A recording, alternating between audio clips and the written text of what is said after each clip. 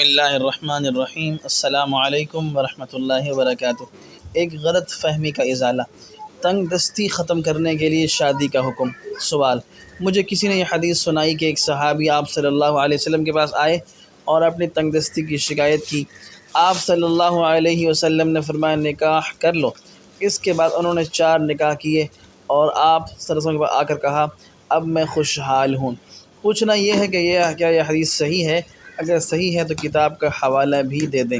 جواب: تلاش کے باوجود ہمیں یہ روایت نہیں ملی، لہذا حدیث کے طور پر اسے بیان کرنے کی اجازت نہیں ہے۔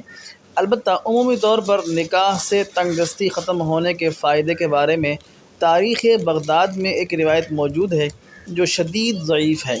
باقی شریعت کا واضح حکم یہ ہے کہ اگر کوئی شخص بیوی کے نان نفقہ کی ذمہ داری نہ اٹھا سکے تو اس کے لیے نکاح کی اجازت نہیں ہے۔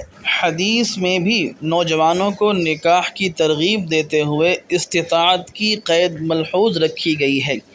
اگر کسی کی مالی حیثیت نہ ہو اور اس کے لیے شہوت کو قابو میں رکھنا مشکل ہو تو صحیح حدیث میں اسے روزے رکھنے کا حکم دیا گیا ہے، نہ کہ نکاح کر کے فقر و فاقہ ختم ہونے کی بشارت دی گئی ہے۔